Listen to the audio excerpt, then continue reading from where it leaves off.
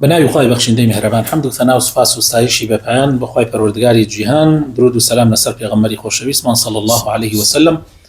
و لەسەر ئەهل و بەیت و هەموو یاران و هەموو شوێن کەوتوانیان تا کۆتا زەمان. برای عزیزەکانم لە پرۆگرامی زاد بابەتی العقیدە قۆناغی دوو گەیشتونەتە لاپەڕەی 39 بەشی سێمی تەوحیدە، توحيد الأسماء والصفات. فما توحيد الأسماء والصفات. معنى توحيد الأسماء والصفات هو الإيمان بأسماء الله تعالى وصفاته الواردة في كتابه وفي سنة رسوله صلى الله عليه وسلم، والإيمان بمعانيها وأحكامها على وجه يليق بجلاله سبحانه من غير تحريف ولا تعطيل ولا تكييف ولا تمثيل. برزان توحيد الصفات وأسماء معناه كيتشيا أو إيمان من هبه بنا وجوانكاني خواي پروردگار وبالصفات پیرۆزەکانی کە لە قورآانی پیرۆزە و لە سونەتی پێغەمبەرە هاتووە صلی الله عليه وسلم، و ئیمانمان بە معناکانی هەبێ و بە ئەحکامەکانی هەبێ بەو شێوازەی کە لایقی پەروەردگارە، بەو شێوازەی کە لایقی پەروەردگارە جەل جەلالوه، بەبێ تەحریف. ئەم چوار خاڵە گرنگە لێتان تێک نەچێ، بەبێ تەحریف ولا تعطیل ولا تمثيل ولا تكييف، يعني بەبێ لادان، بەبێ پەکخستن، یعنی بۆ ئەسما و سیفاتەکان، و بەبێ چۆنێتی دانان بۆی و بەبێ نمونەهێنانەوە بۆی. ئەمە زۆر گرنگە. ئێستا دانە لەمانە ئەڕۆین شەرحێکەین. طبعا زۆر گرنگە دووبارە یەکەمەوە ئەم بابەتێکی زۆر گرنگە لەناو خەڵک ئەمڕۆ کێشەیەکی زۆری تیا دروست بووە. حەزەکەم جەنابتان بە جوانی لەم بابەتە تێبگەن. بەڵێ. وهذا هو تعريف أهل السنة والجماعة في الأسماء والصفات، وطريقتهم في هذا الباب كالآتي: أولا في الإثبات، إثبات ما أثبته الله لنفسه في كتابه أو على لسان رسوله صلى الله عليه وسلم من غير تحريف ولا تعطيل ولا تكييف ولا تمثيل. ثانيا في النفي، نفي ما نفاه الله عن نفسه في كتابه أو على لسان رسوله صلى الله عليه وسلم مع اعتقاد ثبوت كمال ضده لله تعالى، وسيأتي بيانه. ثالثا ما لم يرد نفيه ولا إثباته مما تنازع أهل العلم فيه كالجسم والحيز والجهة ونحو ذلك، وطريقتهم فيه كالآتي: التوقف في لفظه، فليس في الكتاب أو السنة ما يدل على نفيه أو إثباته، أما معناه فيستفصلون عنه، فإن أريد به باطل ينزه الله عنه ردوه، وإن أريد به حق لا يمتنع على الله قبلوه، وسيأتي بيان ذلك. بله خوش يستكان أهل السنة والجماعة طريقتين شونه لموضوع صفات وأسماء، طريقتين بمشي ويا يعني لسي خالة يكم إثبات كردن، دوهم نفي كردن، سهم شتيلك صفاتيلك يعني صفاتيلك نفي كراوة نش إثبات كراوة. إساروين السر داني لما سلي إثباتا الله أهل السنة وجماعة هرشتي إخوة إثباتي كردوا بو خوي، وبيغمري إخوة صلى الله عليه وسلم إثباتي كردوا بو خداي تعالى أوانش إثباتي كان ببي تحريف، يعني ببي أوي لا يدي لا أصلك، وببي بكخستن تعطيل، وببي تكييف يعني كيفية بودانان، وبي تمثيل يعني مثال هنا أنا وبيو تمثيل يعني هاو يوني وداني. أما اللي يكمل يعني لا نفي كتش يكن الله نفي أويك خوي تعالى نفي كردوه، يعني خوي تعالى هن يشتهي هن الصفات وأسماء خوي تعالى نفي كردوه بوخوي يا بيغمري خاص الله صلى نفي كردوه. أهل السنة وجماعة عيش النفي يكن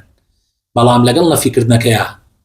يك ملاحظة قرنجة لقلنا في كردناكيا اللين أويك أخوانا في كردبه معناه ما ضدكي دجكي لأخوايا هي بكاملي،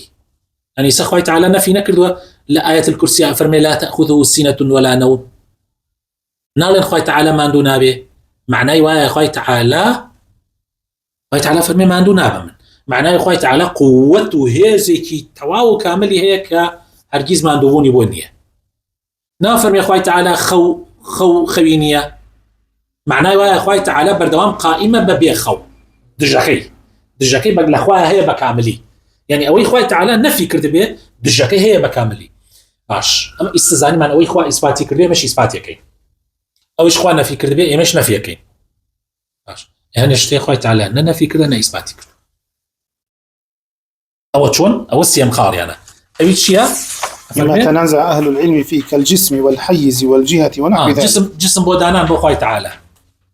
بون منا شوين مكان مثلا يعني كردن يعني حيز يعني شوين يقولي لا اونا يا خوي تعالى جهه لا اونا يعني ديالي كدني شوين يا جهات بون منا خوي تعالى لا تشي جهتك ونحو ذلك. اما فطريقتهم فيه كالاتي: اما تشي كان اهل السنه والجماعه بمشي واكن تشي كان التوقف في لفظه فليس في الكتاب والسنه ما يدل على نفي او اثبات. لفظك اثبات ناكي ونفي شيكين اوسين لي خوي شي نوتو في غمري شي نوتو ما بقصك صدق اي معناكي وتو انا اجر معناكي ما بس في باطل به وابنا باندا معناكي باطل وناحق به او ايمش تنزيه خوي لي يعني الله خوا باكو بيقرد لها مش تكينا نابجي اي اجر ما بس في حق به كابي لاخوايا هبي او كاتا ايمش قبولك جوابو استس يعني اثبات كردني اوي كخوا اثباتي كردو بيغمري خوا اثباتي كردو بي نفي اوي كخوا تعالى خوي نفي كردو يعني بيغمري خوا صلى الله عليه وسلم نفي كردو اما دوانه دياره اثبات يمش اثبات يكين بلا من غير تحريف ولا تعطيل ولا تكييف ولا تمثيل اوي شي كخوا تعالى اثباتي كردو نفي كردو لاخويا يمتش يكن كاغازات نفي يكين بتشي بلا اقام اللي به ضدك لاخويا تعالى هي بكاملي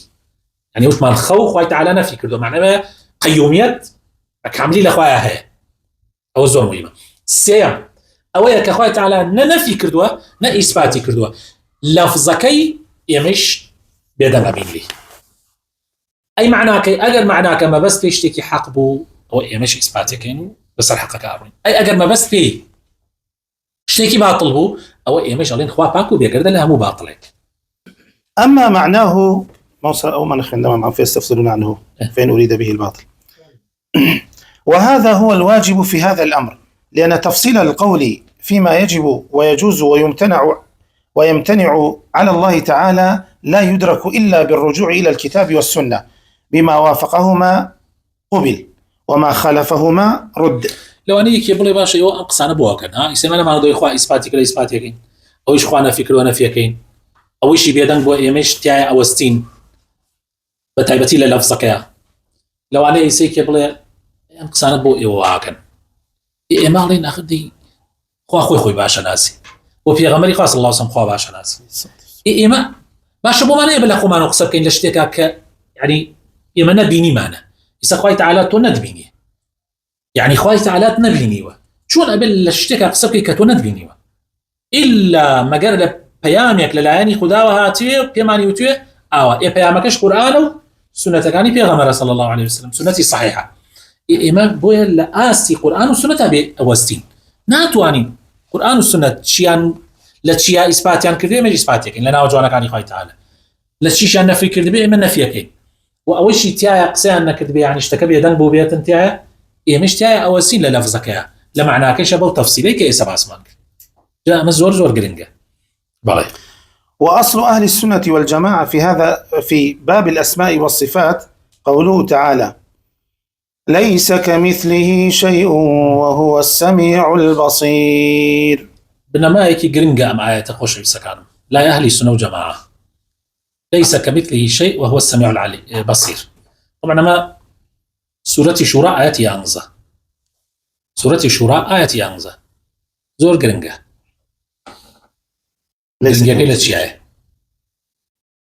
ليس كمثله شيء هيك وكو خوانيه وينات يعني خواب شبيني بيت شو ليس كمثله شيء باشا كاتيك ليس كمثله شيء معناه اويا كإما هني الصفات وهني اسماء هي نفي بكين شو كلا بشرها هي يا لمخلوقاتك عنها يبون من بيستن سمع بصر ما نيه بوشي لبر اوي كاتي ما ليس كمثله شيء يعني معناه وني اخوان نابي سيو نابيني لبروي بشر ابي سيو ابيني نا اي شيء يبقى الين ليس كمثله شيء وهو السميع البصير. بل يا اخوي تعالى هيك اخوي تعالى نيه بلام خوا سميع وبصيره يعني شي سميع وبصيره يعني بصيرك وەک بصير ئێمە نییە، سەمیعێکیش وەک سەمعی ئێمە نییە. بصيري خوا بصيرة بس وەک بەسەرەکەی ئێمە نا، سەمیعیشە وەک سەمعەکەی ئێمە نا. يعني نمونەکە تۆ زیێ ڕوونتری کەینەوە. ئیسا من و تۆ بیسەرین وانە؟ يعني ئێمە سەمیعین وایە و بەسیریشی، بەس سەمعی ئێمە و بەسەری ئێمە حەدێکی هەیە لە سنوورەکە ئەوەسێن. من نازانم لە پشتی ئەم دیوارەوە چی هەیە، نایبینم. تەنانەت با زۆر دوور نەڕۆی، من نازانم لەگەڵ لاشەیشما چی هەیە. نایشی بینیم. وە گوێمان لە ترپەی دڵخۆمان نییە. ئیسا گوێمان لە ترپەی دڵخۆمان نییە، دڵخۆمانە گوێمان لە ترپەکەی نییە. ئێستەی کە چەندێک بیستنەکەمان سنووردارە، بەس خوای تەعالا گوێی لە ترپەی دڵمانە. خوای تەعالا زانێ ناو دڵیشمان چی هەیە. آخر ئەمە هەیە فەرقەکە. خوای تەعالا سەمعەکەی سنووری نییە، بەس سینەکان ئێمە سنووری هەیە. خوای تەعالا بینینەکەی سنووری نییە، بەس سینەکان ئێمە سنووری هەیە. خوای تەعالا علمی سنووری نییە، بەس ئێمە علممان سنووری هەیە. ئەمە هەیە فەرقەکە خۆشەویستەکان. وليس كمثله شيء وهو السميع البصير. ما قاعدەیەکی زۆر گرنگە، زۆریش پێویستە ئێمە لێی تێبگەین. ئەم بابەتە ڕاستە بابەتەکە تۆزێینە قولە ئاسان نییە، بەڵام تۆزێ ورد بەرەو لێی تێگەی. سە تۆ لە قسەکانی من تێگەی ئەگەر تۆزێک متابعە بکەیت و لەگەڵ ماوی. بەڵێ. ففي هذه الآية نفي المماثلة بين الخالق والمخلوق من كل وجه مع إثبات السمع والبصر لله عز وجل. وفي هذا إشارة إلى أن ما يثبت لله من السمع والبصر ليس كما يثبت للمخلوقين من هاتين الصفتين. أي سباسي دو صفتك قال تعالى ليلة لم آية السمع وبصره، سمع وبصري خوالك السمع وبصري مخلوقات فرقي هي ويا أفرمي ليس بيش أوتيتي بيت ليس كمثله شيء وهو السمع والبصر. آقاتان ليبي هيش وكو خوانية ملام خوا السمع وبصريش، يعني السمع كي وبصر كي وكو سمع وبصري يونية. آخر أما هي مشكلة كي خلق إنسان يكسي الله آخر يعني شون خوا لسر من نوسيتي أم قصة زورة كريوانية لنا وخلق بعام شون خوا لسر من نوسيتي من أجمع جهنمو إخوان نوسيتي أجمع جهنمو إيتر تواوتر خوا لسر من نوسيتي أتواني من نية بابك يعني طول موضوعك هلط يجري زانيني خوا يعني خوا بعلمكي أزاني نكل سرد فرزي كله يعني خواي تعالى علمي غيبي أو ريك وعقلي خويبي بعلمي خويبي لعلمي خواكاتو يستنى يما نازاني بياني تشي به بس خواي تعالى أزاني حتى هتايات شي به خواي تعالى مصيري قشتي كلي ما زاني وأزاني كوتايش تكان كويه بس يما نازاني هنا كان يمس نور داره خواي تعالى سنور دارني خواي تعالى كاتيك خاطر جهنمو يعني عفوا كاتيك كروات جهنمو او ني اخواي خاطر جهنم يعني مثلا كابرا حرخوا دروسي كله خاطر جهنمو واغر وابواه هو معناه وايا نعوذ بالله خواي تعالى خوانيها مشتكانه بس اما اللي يرد جورك نا عدالتي يا ابو كخوا حاشا خوا وابد خواي تعالى ليس بظلام للعبيد خواي تعالى اختياري دا تتود وعيش اختياري كتش قبول لك شو شو نبي يعني خواي تعالى مخيرتي كردوا يعني مني مخير كردوا الله تو شاكا بك ادخم باش دعي نايلتي شاكا بكم نايلتي بكم ام خاطر جهنم شو نبي خوا كاتي يك اخاته بهشت يك خاطر جهنم خودي خوي ايكا او جبري كردوا يسوون منها ملائكة أتوان المعصية خوابكن ملائكة أتوان المعصية لا يعصون الله ما أمره أما زور قرنقا ما بيزاني جا خلق أما نازاني بتعبتي وانيك توزك وكولي علمي شرعيان كما زولا موضوعاتي كون نايشرون لايكا سيكي شارزات يعني والله. فهذه الآية ميزان لأهل السنة والجماعة في نفي المماثل والمشابه لله تعالى مع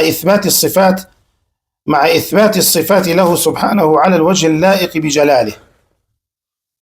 وقال تعالى قد سمع الله قول التي تجادلك في زوجها وتشتكي إلى الله والله يسمع تحاوركما إن الله سميع بصير.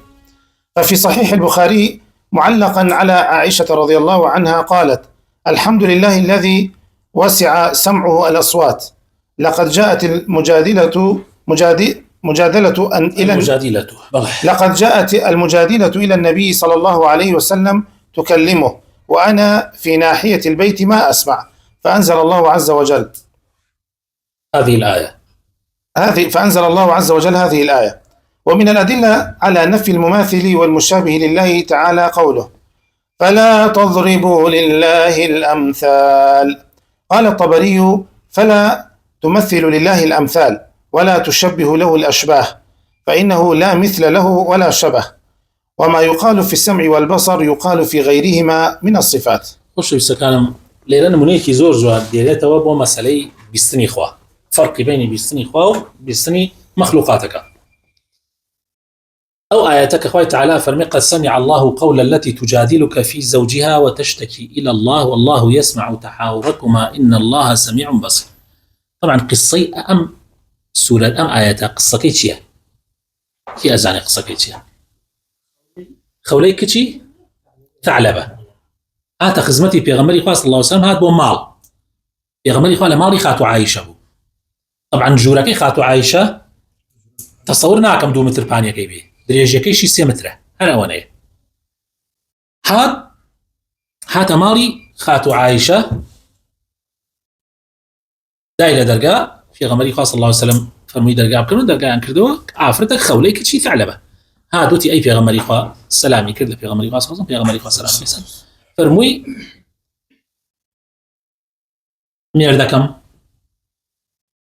مێردەکەم ظیهاری لێم کردووە أوس ظهاري لێم کردووە. ظهار چییە؟ ظهار ئەوەی عادەت بوو لەناو عارەب هەر کەسێ بە خێزانەکەی بوتایە تۆ وەکو دایکم وایتە یان وەکو پشتی دایکم وایتە ئیتر ئەو کەسە حرام ببوو چۆن تەلاقیدا ئاوایە. بەڵام فەرقی لەگەڵ تەلاقە چییە؟ فەرقی ئەوەیە ئەمە تەلاق نییە، یعنی نەبۆی هەیە جیماعی لەگەڵا بکە وەکو ژنی خۆی نەیش حەسابی تەلاق دراوێکی بۆ ئەکرێ أبرو شوكة معلقة به يعني هەڵبەستراوە بێ لەو بینە. پێغەمبەری خوا صلی الله علیه وسلم هیچی لەم بارەوە بۆ دانەبەزیوە. فەرمووی ئەی پێغەمبەری خوا گەنجێتی میفەوتان، یعنی من لە گەنجێتی لەژە لە ئەو پیاوە بوومە چەند مناڵم لێی بووە چەند مەسەلەن خزمەتیم کردووە ئیسا لەم تەمەنی پیرێتیە ئاوا منی ئاوا پێ کردو بەو شێوازە. دوای ئەوەیشە کە ئەم قسەیە کردە ڕۆیشتۆتە بازار ڕۆ هەندێک لە بازار بۆ دوای هاتیشەتۆ ئەیە وەک ژنەکەی وەک ژن خۆی معاملەم لەگەڵا بکە. چی بکەم ئەی پێغەمبەری خوا؟ پێغەمبەری خوا صلی الله علیه وسلم فەرمووی سەبری لەسەر بگرە و ئەو هەر چۆن بێ پیاوتە و سەبری لەسەر بگرە و ئەی فەرمووی پێغەمبەری خوا ئاخر دەی ئەو ئەیەوێ وەک ژن و مێرد بین بەیەکە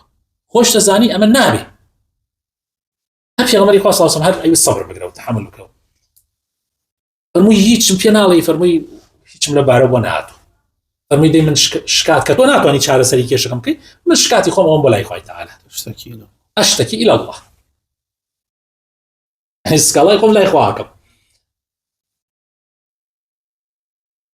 ئەتر لێدا ڕۆی نەگەیە دەرگا پێغەمبەری خوا صلی الله علیه وسلم بانگی کردەوە فەرمووی بێرەوە ئەم ئایەتەی بۆ خوێندەوە فەرمووی خوای تەعالی ئەم ئایەتەی دابەزان قد سمع الله قول التي تجادلك في زوجها وتشتكي إلى الله والله يسمع تحاوركما سورة مجادلة 5 آياتي 6 آياتي باز أبابته كأما حلقة شيء أما إتر أو كابرا أبي كفارة بدا أبي عبد الرزقارك أجر نبو نيتواني يعني عبد الرزقارك أبي دومان الرجوع بقريبا سريكو أجر نيتواني أبي ناني شخص تأخير ده. المهم رويشتو أما ينكرت عايشة شيء فرمي قايل الرازي أو قصة مهمة أفرمي الحمد لله سواز بو خوایی که بیستنی او حموش ونی که گرتو توا او آفرتی هات مجادله يعني خولة هات ولاي پیغمبری خاص خاص قصي لقل پیغمبره اكرد والله من لپنایکی مالکه و بوم کم اینکی زور کما جوی حرچی مکن نمتوانی جوی لبگرم حتی للروايات قال هندي كلمه جوی ملي ابو هندي جوی ملي نبو افربيه خوي تعالى لحو طبقي اسمان ولا سر حوض اسمان كانوا خوي تعالى جوي لا او قد سمع فرخوي تعالى فرمي قد سمع يعني بالتأكيد خوي يليبوا لقسك و سيبي سني خوا وسيبي سني عبد كان سي متر دوره يلينيه بلام خوي تعالى يلا دنجيتي اما فرقي بسني خوي پروردگار لقال بسني عبد كان بله جاء يكي كتلو ادلانك ايهن كدروسني انسان